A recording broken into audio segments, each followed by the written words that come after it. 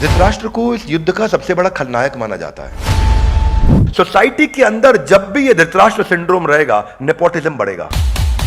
एक नया सिंड्रोम, एक बीमारी है धृतराष्ट्र। आज एंटरप्रेन्योर अपने इनकेपेबल बच्चों को आगे बिजनेस से बढ़ाना चाहते हैं। पॉलिटिकल लीडर्स भी यही करते हैं। कॉम्पिटेंट आदमी पीछे रह जाता है। सीईओ के नाम के पीछे पिता का सरनाम लगाए, सरनेम लगाए, इसीलिए वो सीईओ बना है। धृतराष्ट्र का एक और नाम होना चाहिए इनडिसीजन। नेपोटिज्म वर्सेस मेरिटोक्रेसी की गेम है। धृतराष्ट्र केवल आंखों से अंधे नहीं थे, वो मन और बुद्धि से भी अंधे थे। You should learn what to be from Krishna and what not to be from Dhritarashtra. ये पहले श्लोक का पर्पस है।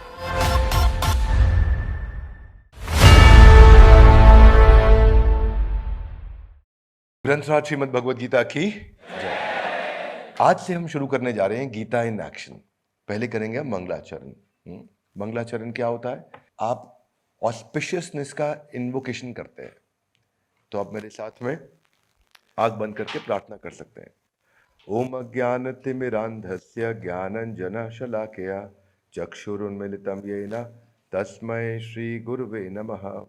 हरे कृष्णा कृष्णा कृष्णा हरे हरे, हरे राम राम राम हरे हरे। जगत गुरु श्रील प्रभुपाद की जय। श्रील प्रभुपाद ने हमें अनुवाद दिया है इस भगवद गीता का, जिससे गीता को समझना आसान हुआ है। तो हम आज पहला श्लोक लेते हैं और वहां से चर्चा शुरू करते हैं। तो आप मेरे पीछे श्लोक दोहराइए। बोलिए, धृतराष्ट्र उवाच धर्म क्षेत्रे कुरुक्षेत्रे समवेता युयुत्सव मामका पांडवाश्चैव किम कुर्वतो संजय। अनुवाद। धृतराष्ट्र ने कहा, हे संजय, धर्म भूमि कुरुक्षेत्र में युद्ध की इच्छा से एकत्र हुए मेरे तथा पांडु के पुत्रों ने क्या किया। धृतराष्ट्र क्या बोलते हैं इधर? हाथ आगे लाइए। मामका पांडवा मेरे यानी कि उन्होंने अपने आप को पांडु से अलग कर दिया। पांडु जीवित है अभी? नहीं है। पांडु जीवित नहीं है। उनको क्या कहना चाहिए था? हमारे पुत्रों ने क्या किया, हमारे बच्चों ने क्या किया, हमारी टीम ने क्या किया, हमारे लीडर्स ने क्या किया, हमारी ऑर्गेनाइजेशन ने क्या किया, हमारी फैमिली ने क्या किया, मेरे और पांडु के पुत्रों ने क्या किया। इसका अर्थ क्या हुआ? पांडु कोई अलग आदमी है, पांडु कोई गलत आदमी है और उसके साथ हमारा झगड़ा हो रहा है इस समय, और झगड़ा चल रहा है। ये गड़बड़ आदमी है पांडु। क्या किया उनके बच्चों ने, बताओ मुझको। संजय जल्दी रिपोर्टिंग दो। धृतराष्ट्र को इस युद्ध का सबसे बड़ा खलनायक माना जाता है। क्यों इस खलनायक माना जाता है? क्योंकि धृतराष्ट्र के हाथ में उस समय पावर थी। उसने नेपोटिज्म समझते हैं? सब समझते हैं। आजकल बॉलीवुड में आपने सुना है, उसने नेपोटिज्म का पहला बढ़ावा देने वाला पहला केस स्टडी है ये इतिहास में। बॉलीवुड में नेपोटिज्म की बात अभी शुरू हुई, पॉलिटिक्स में नेपोटिज्म की बात अभी शुरू हुई। ये पहला नेपोटिज्म का पब्लिकली अवेलेबल की wrong case study, illicit case study है। तो धृतराष्ट्र केवल आंखों से अंधे नहीं थे, वो मन और बुद्धि से भी अंधे थे। और इमेजिन करो, युद्ध होने से पहले एस्ट्रोलॉजर्स को इनवाइट किया। धृतराष्ट्र ने पूछा सारे एस्ट्रोलॉजर्स से, क्या होने वाला युद्ध में? एस्ट्रोलॉजर्स ने आकर के बता दिया कि आपकी सारी संतानें मारी जाएंगी, including Duryodhan. Everybody will be dead. आके पहले बता दिया।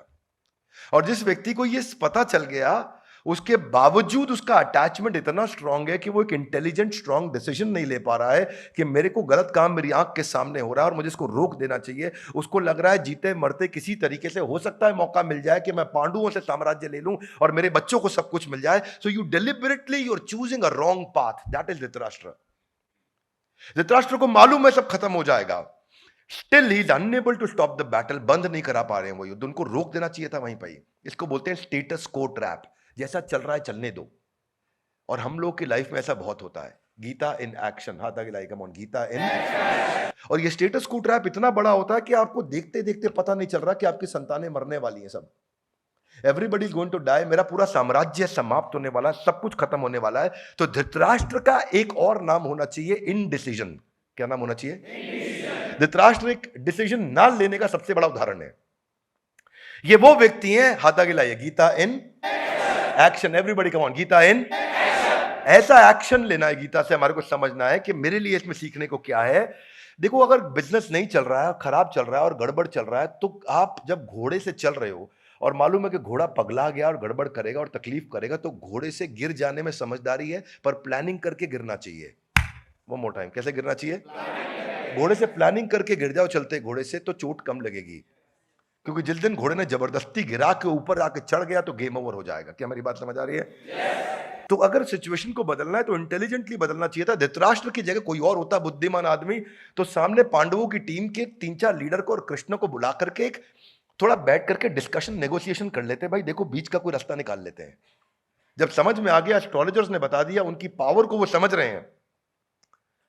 इसीलिए when you have power use it, when you have power use it. लेकिन कैसे कैसे करेंगे उसको? Wisely, rightly, timely. इसको बोलते हैं WRT formula. One more time, come on, क्या बोलते हैं? हाथ आगे लाइए। Wisely, rightly, timely. One more time, come on. क्या मतलब होता है इसका?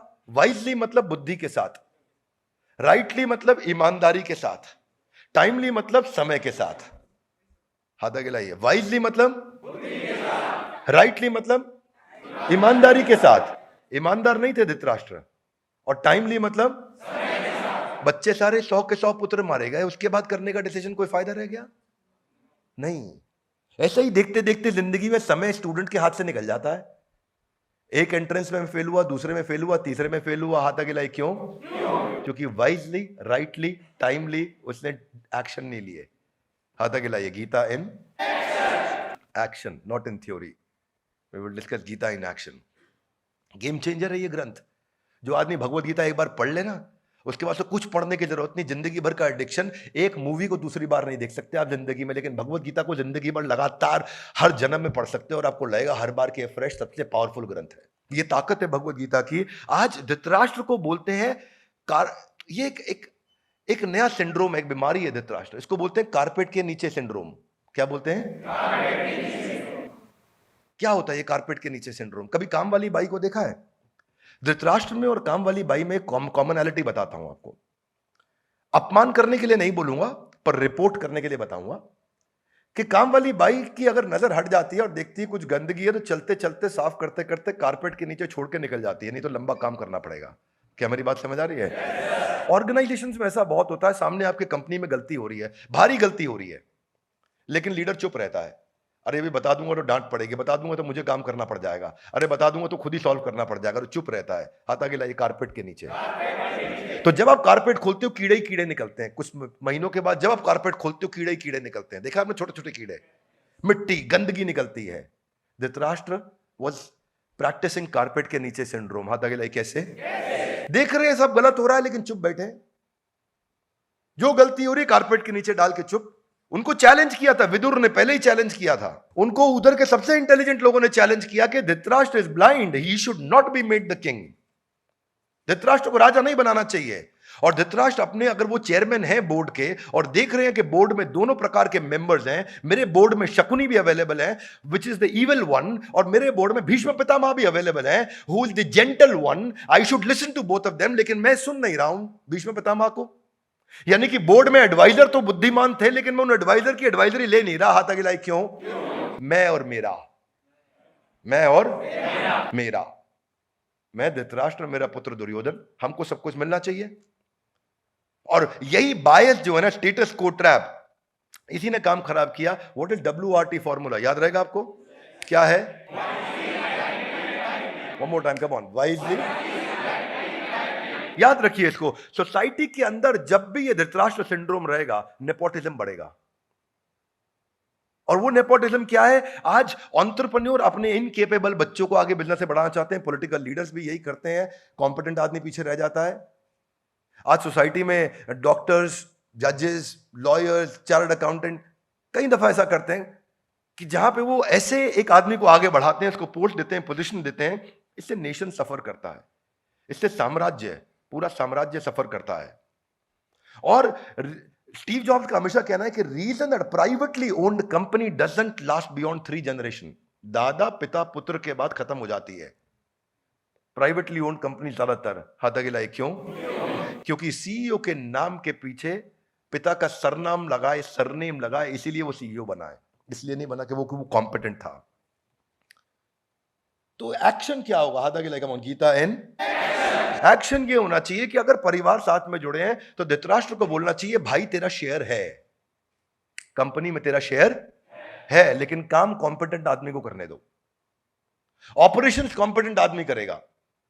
तेरी ओनरशिप है, अगर मेरी ये प्रॉपर्टीज हैं, तेरी प्रॉपर्टी में रजिस्ट्री है, but the work should be done by a competent man, not you Duryodhan. अगर भाइयों में भी झगड़ा चल रहा है तो भाइयों को भी बोलना चाहिए कि हम लोग फैमिली हैं, हम लोग फैमिली का ओनरशिप में शेयर है, लेकिन प्रोफेशनल आदमी को आकर के इस कंपनी को चलाने दो। That is what happened between Baidyanath and Dabur. Dhritarashtra was more like Baidyanath, not Dabur. मैं आपको एक्सप्लेन करूंगा कैसे। डाबर ने कभी भी अपने परिवार को टूटने नहीं दिया, सबकी अपनी शेयर होल्डिंग रखी, लेकिन प्रोफेशनल टॉप लीडरशिप को ला करके उनको दिया कि तुम कंपनी डाबर को चलाओ। पर बैद्यनाथ ने क्या किया, आपस में सब तोड़ लिया। धृतराष्ट्र की इंटेलिजेंस नहीं थी, धृतराष्ट्र के पास डील को स्ट्रक्चर करने के बहुत तरीके थे। क्या मेरी बात समझ आ रही है आपको? कैसे धृतराष्ट्र डील को स्ट्रक्चर कर सकते थे। दुर्योधन, तुमको क्यों चाहिए साम्राज्य? बोला, पापा I want to enjoy, I want power, I want money, I want to celebrate, I want to relax. Okay Duryodhan, वो वैसे भी करा देते हैं, क्या टेंशन है तुमको? हाथा गिलाई कैसे?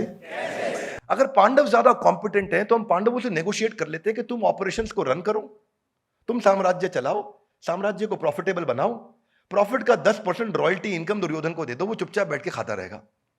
क्या मेरी बात समझ आ रही है? टेक्निकली दुबई ऐसे ही तो चला है ना, पूरा यूएई ऐसे ही रन हुआ है। वहां जो शेख हैं दे आर इंटेलिजेंट दुर्योधन्स। हाथा गिलाई कैसे? कोई भी आता है, वहां यूरोपियंस आते हैं, अमेरिकन आते हैं, इंडियंस आते हैं, बिजनेस करते हैं, शेख को बोलते हैं इसको पार्टनर बनाओ, ये पैसिव पार्टनर है, जो आपका रेवेन्यू होगा उसका 10% इसको देना पड़ेगा। What is he? He is an intelligent Duryodhan. He doesn't want to work, he will make money, he will relax. तो धृतराष्ट्र के पास कई तरीके थे, पर धृतराष्ट्र का एक और नाम क्या है? इनडिसीजन। क्या नाम है? इनडिसीजन। वो डिसीजन नहीं लिया धृतराष्ट्र ने, इसीलिए गेम ओवर हो गया। तो वो डील को स्ट्रक्चर करने के इतने तरीके थे कि उनको बोलना चाहिए था, भाई देखो आप दुर्योधन रॉयल्टी इनकम ले लो, आप रेंटल्स ले लो पांडवों से, आप कुछ भी ले लो, हिसाब किताब बना लेते हैं, रिलैक्स करो, आपको एंजॉय करना आप एंजॉय करो, वो बेचारे मेहनत करेंगे, उनको करने दो ना। और वो ऊपर से ईमानदार आदमी भी है, वो तुम्हारा पैसा हक का मारेगा भी नहीं। किसकी बात कर रहे हैं? युधिष्ठिर की। युधिष्ठिर इतना ईमानदार है कि तुमने सेट कर लिया भाई तुम्हारे को रेवेन्यू का इतना % देना, युधिष्ठिर पक्का देंगे, तुम्हारे मांगने से पहले टाइमली पेमेंट हो जाएगी, तुम्हारे को पेमेंट साइकिल, वर्किंग कैपिटल कोई इशू ही नहीं है। When you got a very honest guy on the other side, बिना कारण के झगड़ा किया आपने। क्या मेरी बात समझ आ रही है? So people don't look at solutions. वो फंस जाते हैं अपनी ईगो में, और फंस जाते हैं ईगो में, और ईगो में फंसते कैसे हैं? उसको फंसने का कारण यही है कि जब उनको दिखना बंद हो जाता है। मेरे विचार में अगर आप बैद्यनाथ को देखोगे तो बैद्यनाथ क्या है? वो 5 अलग अलग भाई हैं, 5 अलग अलग एंटिटीज है वहां पे, नागपुर, कोलकाता, झांसी, पटना और इलाहाबाद। That is Baidyanath. पांचों जगह अलग अलग भाई हैं, पांचों जगह अलग अलग बैलेंस शीट बन रही है, पांचों जगह अलग अलग बिजनेस हो रहा है। हाथा गिलाइए, हाथा गिलाइए। माम का, इलाहाबाद का, किम कुर्वतो संजय, माम का, नागपुर का, पटना का, झांसी का, किम कुर्वतो संजय। इनके परिवार में रोज होता है बैद्यनाथ में। ये क्यों होता है? This is live case study. क्यों बैद्यनाथ की टीवी में ऐड नहीं आती? इसीलिए नहीं आती कि वो नागपुर वाले को लगता है मैं टीवी में ऐड करूंगा, झांसी वाला कमा लेगा, इलाहाबाद वाला कमा लेगा मेरी ऐड देखने पे। क्या मेरी बात समझ आ रही है? इसीलिए आज झांसी वाला, पटना वाला, कोलकाता वाला ऐड नहीं कर रहा कि नागपुर वाला मेरे पैसे खर्च करने पे टीवी पे ऐड आएगी। वहां सलमान खान बोलेगा बैद्यनाथ का च्यवनप्राश खाओ और नागपुर वाले का बिक जाएगा, पैसा मैं लगाऊं। नहीं नहीं नहीं। हालांकि बाद में बैलेंस शीट इनकी कंसोलिडेट होती है, आज भी परिवार साथ में है, लेकिन फिर ये डिवीजन इसीलिए हुआ ना क्योंकि मेरे बेटे को, मेरी गद्दी मेरा बेटा संभालेगा। That's the problem. ये समझ में आना चाहिए। इसको पता क्या बोलते हैं? आज सारे इंडिविजुअल एसबीयूज की तरह रन कर रहे हैं वो लोग। आपकी जानकारी के लिए 30 साल से कम उम्र में 100%, लगभग 100% मेंबर ऑफ पार्लियामेंट जिनकी उम्र 30 साल से कम है, वो सब हेरिडिटरी पोजिशनल पावर होल्ड कर रहे हैं, यानी कि उनके परिवार में कोई ना कोई नेता था। 40 साल की उम्र से कम जितने हैं उसमें 66% हेरिडिटरी हैं, और इसके अलावा एक और नया टर्म आया, इसको बोलते हैं multi hereditary. You know what is multi hereditary? ये वो नया आया है जिसके मल्टीपल हाइपर हेरिडिटरी बोलते हैं इसको। मल्टीपल परिवार में कनेक्शंस ऐसे हैं जो पॉलिटिक्स के अंदर है, इसीलिए मैं भी पॉलिटिक्स में हूं। So competent guy doesn't come, guy who has a family background, he comes. We should learn what to be from Krishna and what not to be from Dhritarashtra. ये पहले श्लोक का पर्पस है। क्या नहीं बनना है वो धृतराष्ट्र से देखना है, और क्या बनना है वो कृष्ण से देखना है। अब ये भगवत गीता हमारी शुरू हो रही है। मैं तो इसको ऐसे मानता हूं कि जब आपको ये दिख गया, ऊपर से प्रॉब्लम क्या है, को फाउंडर का भी मेरे को गलती बहुत बड़ा है इसके अंदर। को फाउंडर कौन है इधर? कौन गेस करेगा को फाउंडर कौन है? नहीं, को फाउंडर गांधारी है। धृतराष्ट्र की आंखें नहीं है, गांधारी कह रही मैं भी पट्टी लगा लेती हूं। क्यों भाई? किस लिए है भाई? जब धृतराष्ट्र को नहीं दिख रहा है, आप कह रहे हो मैं भी नहीं देखूंगी, और हो क्या रहा है, उसका रिजल्ट यह आता है कि both the partners have same weakness, उनके पास कॉम्प्लीमेंटिंग स्ट्रेंथ नहीं है, और दोनों की same weakness becomes the national weakness. What does it become? National weakness. आपको देखना चाहिए मेरे में ये कमी है भाई, इसको सुनने में दिक्कत है, मुझको देखने में दिक्कत है, तो मिलके काम कर लेंगे। दोनों को ही देखने में दिक्कत है तो गड़बड़ हो गई ना। Would you agree with me? Yes no? तो Gandhari for whatever reason she did, but ultimately उनका पूरा साम्राज्य इसीलिए समाप्त हो गया क्योंकि दोनों ने आंखें बंद कर ली। और ऐसे ही हम लोग कई बार अपनी आंखें बंद कर लेते हैं कि यार जो चल रहा है चलने दो, हाथ आगे लाए। क्यों? क्योंकि अपने यहाँ ऐसे ही होता है। वो मोटा है, कौन अपने यहाँ? इस मानसिकता को बदलना है। कौन बदलेगा? हम नहीं। बोलिए कौन बदलेगा? जिम्मेदारी किसकी है? Two wrongs can not make it right. Dhritarashtra was wrong, Gandhari was wrong, और वहीं से समस्या हो गया, सारा बढ़ता गया। इसीलिए नेपोटिज्म वर्सेस मेरिटोक्रेसी की गेम है। Singapore as a country is working on meritocracy. पूरा सिंगापुर मेरिटोक्रेसी। आप में दम है तो आपको आगे बढ़ाएंगे। आप मेरे बेटे हैं, आप किस लिए आपको आगे नहीं बढ़ाएंगे? आप में दम है तो। इसलिए सिंगापुर आज कहां पे है? कम से कम 12 पैरामीटर्स में टॉप 3 कंट्रीज के अंदर आता है वर्ल्ड में सिंगापुर। 12 पैरामीटर्स है ऐसे, 10 से ज्यादा पैरामीटर्स हैं जिसमें दुनिया के टॉप 3 देशों में सिंगापुर का नाम आता है। हाथा के लिए क्यों? मेरिटोक्रेसी, नेपोटिज्म नहीं। हाँ, हमारे गांव से आए हैं, बहुत बढ़िया, यादवों का छोरा। Why? You don't have to do that. You got to get a competent guy, and that is the problem. इसको पता है क्या बोलते हैं? इसको बोलते हैं 3 जनरेशन कर्स। क्या बोलते हैं? 3 जनरेशन कर्स का मतलब है दादा ने शुरू किया, पिता ने चलाया, बेटे ने गवाया। इसका अर्थ क्या हुआ? The first generation start the business, second generation runs it, third generation ruins it.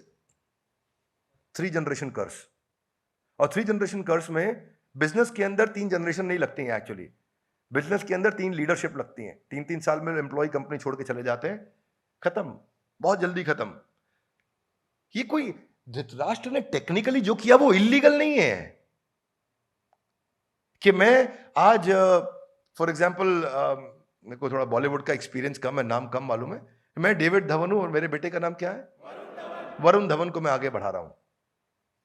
Illegal नहीं है ये लीगल है।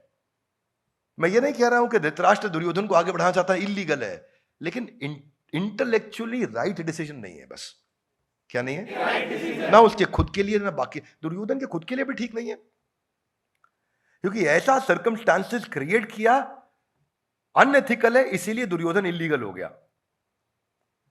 तो धृतराष्ट्र की इनकॉम्पिटेंसीज के कारण बहुत, कई बार लोग बोलते हैं ये युद्ध जो हुआ महाभारत का उनके कारण हुआ, अर्जुन की धर्मपत्नी के कारण हुआ, द्रौपदी के कारण। टेक्निकली ये सब कुछ द्रौपदी के कारण या दुशासन के कारण नहीं होता है। टेक्निकली सब कुछ होता है टॉप लीडरशिप के कारण, जिसकी जिम्मेदारी है। वहां जो टॉप, क्यों बाद में कौरवों की साइड में जो थे उनको ये क्यों सहनी पड़ी बाद में यातनाएं, क्यों उनको पाप लगा? इसीलिए क्योंकि वो भी इनडिसीजन के भागीदारी थे। They were another forms of। अब ये इतना पुअर इन्फ्लुएंसर है कि सिनेरियोस को एंटिसिपेट नहीं कर पाया धृतराष्ट्र। धृतराष्ट्र का ना क्रिटिकलिटी कैपेबिलिटी मैट्रिक्स होता है। क्या होता है क्रिटिकलिटी कैपेबिलिटी मैट्रिक्स? कि क्रिटिकल काम क्या हुआ, बहुत इंपॉर्टेंट काम, और केपेबल आदमी। हाथ आगे लाइए। क्रिटिकल काम, जरूरी काम, केपेबल आदमी। यानी कि अगर हार्ट सर्जरी करनी है तो हार्ट सर्जरी हम किससे कराएंगे? मान लो ये कैमरामैन बहुत मोटिवेटेड है तो इससे भी करा ही लोगे आप। मेरा बेटा है ये, करा लो करा लो, तो मन से करेगा, दिल से। यूट्यूब पे खोल के ऑफलाइन वीडियो साथ में लगा के हार्ट सर्जरी कर देगा। हाँ आज लेकिन एक बात है, जब आदमी मोटिवेटेड होता है, उसके अंदर विल हो, तो वो कुछ भी कर सकता है। Yes no, come on, yes no, no. ऐसे नहीं होता है कि मैं मोटिवेटेड हूं, आज भाई हवाई जहाज उड़ाएगा। क्यों भाई, मोटिवेटेड है बस, आओ बैठो हमारे साथ, मैं उड़ाऊंगा हवाई जहाज, मोटिवेटेड हूं मैं। It doesn't work that, you need competence, you need, आपको कॉम्पिटेंस में एटीट्यूड, स्किल, नॉलेज तीनों चाहिए। अब दुर्योधन को हवाई जहाज नहीं उड़ाना आता, तो ये धृतराष्ट्र की गलती है कि वो कह रहा है कि नहीं उड़ाने दो उसको। उधर से बोल रहे हैं कृष्ण, कृष्ण आर्बिट्रेशन के लिए आए हैं, और आर्बिट्रेशन सबसे बड़ी आर्बिट्रेटर है कृष्ण, जो बीच में आकर के मध्यस्थता कर रहे हैं, कह रहे मैं निपटाता हूं, डोंट वरी। नहीं नहीं तुम नहीं, मैं दुर्योधन को भाई उड़ाएगा हवाई जहाज। That is the problem. उनको समझ नहीं आ रहा है। आप क्या है, बेसिकली वाइस प्रेसिडेंट से कंपनी में चाय पिलवाने का काम करा रहे हो। उसको बोलते हैं not understanding criticality capability matrix. घर का आदमी है, कोई बात नहीं, पिला दे आज चाय, तू ही पिला दे। तो वो पिला देगा, लेकिन आपने उसका सही इस्तेमाल नहीं किया, उस टैलेंट का, आपने उसके पोटेंशियल का सही इस्तेमाल नहीं किया। तो ये जो बायस है, ये जो फेवरेटिज्म है, ये जो लॉन्ग टर्म फोकस को मिस कर देना, ये जो अनएथिकल होना, ये जो ग्रीडी होना, ये जो सही चीज के साथ नहीं खड़ा हो पाना, ये कि माय वे और हाईवे, या तो मेरे रास्ते या हाईवे से निकल जा, ये जो मेंटालिटी है, एक शॉर्ट कमिंग को, अपनी गलती को एक्सेप्ट ना कर पाना, और एक कॉम्पिटेंट आदमी को वैल्यू ना करना, ये सब किस में रिजल्ट देता है? दो चीजों में रिजल्ट देता है। एक है weakness plus wickedness is game over. सुनिए मेरी बात, वीकनेस प्लस विकेडनेस इज, एक तो धृतराष्ट्र वीक आदमी, डिसीजन नहीं लेते, और दूसरा विकेड यानी धूर्त आदमी, चीट आदमी, चीटिंग करने वाले। जिधर वीकनेस भी है और विकेडनेस भी है, game over. That is the पहला श्लोका का सार ऑफ धृतराष्ट्र। जो बिजनेस ओनर का ये पता है, ये इनकॉम्पिटेंट मैनेजमेंट और ये फेटल मिस्टेक से ब्लंडर क्या होता है। एक कॉर्पोरेट कहानी सुनाता हूं अमेरिकन आपको, एनरॉन की केस स्टडी समझो, 1 मिनट में जिंदगी में नई चीज समझ आएगी। एनरॉन एक अलग ही केस स्टडी है दुनिया की। 2001 में एनरॉन का 1 साल का रेवेन्यू था $100 बिलियन। कितना? मिलियन नहीं, बिलियन। बिलियन क्या होता है? बिलियन, $100 बिलियन, थोड़ा समझ लेते हैं हम लोग। $1 बिलियन कितना हो गया? 8,000 करोड़। $10 बिलियन 80,000 करोड़। $100 बिलियन 8 लाख करोड़ का रेवेन्यू एनरॉन कर रहा है 1 साल में 2001 के अंदर। क्योंकि लीडरशिप कॉम्पिटेंट थी, लेकिन धूर्त थी, चालाक थी, चीट थी। वो कंपनी एनरॉन जो 2001 की शुरुआत में 8 लाख करोड़ का रेवेन्यू कर रही थी, 2001 में 8 लाख करोड़ बहुत था भाई लोग, समझ लीजिए। और 2001 के अंत में वो कंपनी बैंकरप्ट, दिवालिया हो गई, जीरो हो गई। क्या हो गई? समझ में आ रहा है? तो ये कहावत बन गई। क्या कहावत बन गई? अगर कोई इनडिफीटेबल है, अगर कोई ऐसा आदमी है जिसको डिफीट नहीं किया जा सके, जिसको हराया नहीं जा सके, और वो ऐसे हार जाए कि 8 लाख करोड़ से जीरो पे आ जाए 1 साल में, तो उसको बोलते हैं तेरा एनरॉन हो गया। तेरा क्या हो गया? तेरा एनरॉन हो गया। तो एनरॉन का एनरॉन 1 साल में हुआ था। हो जाता ना भाई, किसी किसी का एनरॉन हो जाता है। कोडाक का भी एनरॉन हुआ है। कोडाक कितना बड़ा था, एनरॉन हो गया उसका। नोकिया का भी एनरॉन हो गया। कहावत बन गई। तू अगर खत्म हो गया तो मतलब तेरा एनरॉन हुआ है। क्या मेरी बात समझ आ रही है? पर धृतराष्ट्र इतने एफिशिएंट थे कि एनरॉन को एनरॉन होने में 1 साल लगा, धृतराष्ट्र को 18 दिन लगे। धृतराष्ट्र का 18 दिन में एनरॉन हो गया। उनका इतना भयंकर गेम ओवर हो। क्या मेरी बात समझ आ रही है? ये अनएथिकल प्रैक्टिस और लैक ऑफ इंटेग्रिटी, आज इतनी बड़ी ऑर्गेनाइजेशन खत्म हो सकती है। और मजे की बात क्या है कि टॉप एग्जीक्यूटिव्स को मालूम है गलती है, वो लूप होल छुपा रहे हैं। वो आए बैंकर से, ऑडिटर से भी बोल रहे हैं इस पे पर्दा डालो, इसको छुपाओ। यही हुआ एनरॉन में। और यहां भी ऑडिटर थे। यहां ऑडिटर कौन थे? भीष्म पितामह, द्रोणाचार्य, कृपाचार्य, इन सबको खरीद लिया गया। कर्ण जैसे लोग, सबको अपना बनाया, सबको दबाव डाला और सबसे गलत काम कराया। क्या मेरी बात समझ आ रही है? बस यहां फंस गए। वो उधर भगवत गीता अर्जुन भी सुन रहे हैं। भगवत गीता का एंड होते होते अर्जुन का हृदय परिवर्तित हो गया। संजय एक्साइटेड पे एक्साइटेड हो रहे, मुहुर मुहुर मुहुर मुहुर, ओह मजा आ गया गीता सुन के। संजय के आखिरी के श्लोक सुन लो, आपकी बुद्धि चकरा जाए भाई। गीता सुनने के बाद कोई इतना एक्साइटेड हो रहा है जैसे छोटा बच्चा वीडियो गेम देखते या कार्टून टॉम एंड जेरी देख के एक्साइटेड होता है। क्या मेरी बात समझ आ रही है? ऐसा संजय एक्साइटेड हुए भगवद गीता सुन के, उनका दिल बदल गया, अर्जुन का दिल बदल गया। पर धृतराष्ट्र का क्या था? ये मेरा ईगो, मेरा डिजायर, मेरा अटैचमेंट, मेरा दुर्योधन हाथ आगे लाए। क्यों? अपने ऐसे ही होता है। तो एक चीज धृतराष्ट्र से क्या सीखते हैं कि सीखनी है हमारे को कि हमें धृतराष्ट्र जैसा नहीं बनना है। तो ये था हमारा आज का पहला श्लोक। धर्म क्षेत्रे कुरुक्षेत्रे समवेता युयुत्सव मामका पांडवाश्चैव किम कुर्वतो संजय। तो आज हम एक श्लोक लिया, इसी तरह हम रोज एक श्लोक लेंगे और आपको इनवाइट करेंगे। और अगर आप लोग भी आना चाहते हैं, लाइव अटेंड करना चाहते हैं, तो आप रजिस्टर कर सकते हैं। इसके विषय में आपको लिंक दे दिया जाएगा जहां आप रजिस्टर करें, आपको इनवाइट करेंगे हम और आपको एंट्री बाय इनविटेशन है। आज हमारा पहला है श्लोक था ये, और इस तरह एक एक करके हम पूरी भगवत गीता को समझने का प्रयास करेंगे। भगवत गीता को समझने के लिए, चूंकि एक असीमित ग्रंथ है, इसके लिए एक असीमित बुद्धि की आवश्यकता है। मेरी सीमित बुद्धि है, मेरी सीमित बुद्धि से मैं प्रयास करूंगा कि आपका भगवत गीता में अनुराग, एक अटैचमेंट और एक प्रेम बढ़ सके। और भगवत गीता को श्रील प्रभुपाद ही सिखा सकते हैं, पर मैं प्रयास करता रहूंगा। हर पंछी की उड़ान की सीमा है और मेरी भी अपनी उड़ान की सीमा है, पर अपनी सीमा के माध्यम से मैं इतना जरूर करना चाहूंगा कि आपके मन में गीता के प्रति श्रद्धा पैदा करना चाहता हूं। मेरे जीवन का लक्ष्य है और उसको आप पढ़िए और लोगों को पढ़ाइए, उनको मदद करिए। हमारे साथ जुड़े रहने के लिए, आज के वीडियो को आकर के ध्यानपूर्वक अटेंड करने के लिए, आप सबका, इसको दूसरों तक पहुंचाने के लिए आप सबका हृदय की गहराई से प्रेम पूर्वक बहुत बहुत धन्यवाद।